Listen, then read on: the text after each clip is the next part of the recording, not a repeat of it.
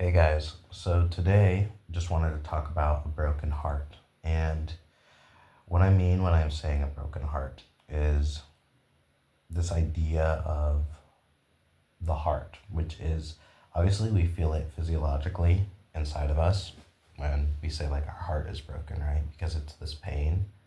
But when I recently was watching this show Arcane, and it just came out season two, and I'm really happy to watch it. Means a lot. I really needed it. In watching it, I realized I've had this my own personal experience with a broken heart.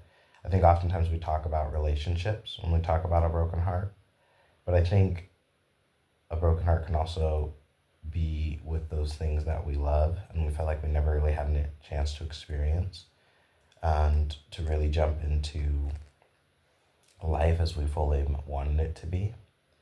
And I've realized whenever I watch a show like Arcane or like I have a hard time watching Ghibli movies, especially like after I watch something and revisit it again, because I typically fall more in love with things. Like the way I feel about things, I feel more powerfully about them the more I expose myself to them. So if something really, really endears me to it or I really enjoy it, I have a hard time revisiting it again and again because sort of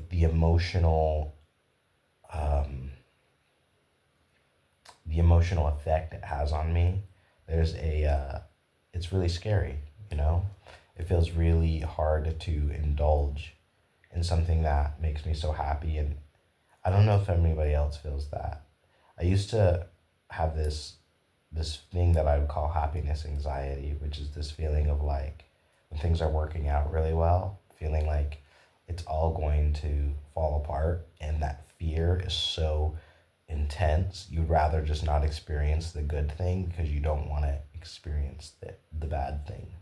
But I realize in being happy, the reason that feels so hard is because in a way you're kind of putting your happiness on a pedestal, right? Like I realize like myself, I'm putting my happiness on a pedestal.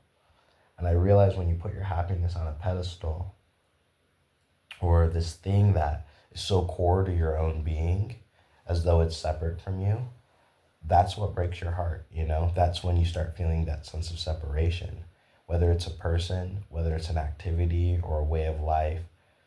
Even if you've had a tragedy, like you get really injured or, you know, you get really sick or something bad happens, there's this idea that whether it's good health or happiness or exposure, the things that, you know, we feel make us alive or make us feel alive, we kind of put on this pedestal separated away from us.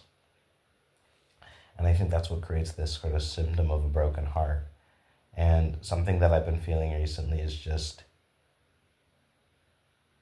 allowing ourselves to feel those extreme emotions and not necessarily running one way or another. But I realize when we allow ourselves to feel that really intense emotion, what happens is that we can sort of reduce the importance in that moment.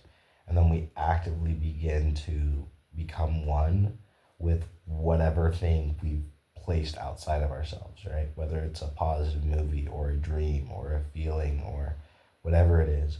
But then in sitting in that moment, sitting in that broken heart, so to speak, we can then come to reconcile it.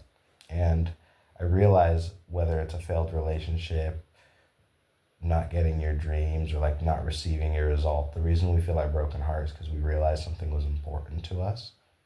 And I realize just because something is important to you um, doesn't necessarily mean that it'll come to you. And just because something is not important to you doesn't mean that it doesn't have a place to be in your life. So, in understanding that, you know, perhaps there's a way we can get what we want by simply reducing the importance of certain things.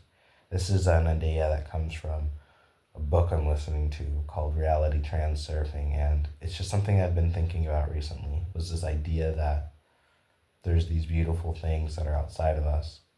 Because recently I'd been wanting to, you know, I've always wanted to be like an author, honestly a movie director, and like make animated shows and stuff like that. And I feel so far away from that dream. And I've been working through all these kind of zigzag lines to get there. Um, but recently, I've just been thinking like, man, I would love to just kind of have a place to safely work on that and to really advance and just kind of sit in that and kind of build my life doing that. And then, use all the things that I've learned to support and help people with what I'm talented with. And there's something about that that just seems really kind of distant, but I realize the only reason that distance is there is because I place this importance on it.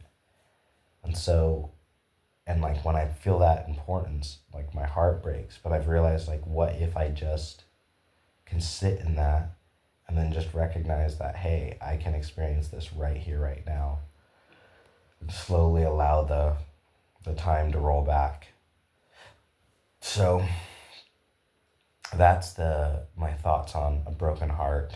Um, it's still kind of a work in progress, so I'll have to check up on that. But I think part of if dealing with a broken heart, anything that's really important, is just reduce the importance of what it means to you, not because you don't care about it, because it's this idea that when you place something as being important, not that I'm saying this is always true, but I think sometimes when we make something more important than everything else, that elevates it and puts it away from us.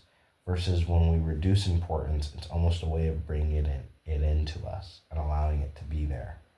And so that's something that I've been thinking about. And just, I think emotionality is really where the work takes, or needs to be taken in order to really come to a positive place. Um, because a lot of the issues even in me, that I see in my life are emotional ones. So, yeah, those are my thoughts, and hope that was helpful if you had that. But if you're suffering from a broken heart, allow yourself to feel it, and then just reduce the importance of that, and allow whatever it is you're feeling to pass, and recognize that whatever you're feeling is temporary, but the conditions which you seek or that you were lacking from that broken heart, those can become permanent by simply just reducing the importance of it and allowing it to be in your life. So that's just a thought. Let me know if that makes any sense in the comments below. I hope that was good. Stay awesome, guys.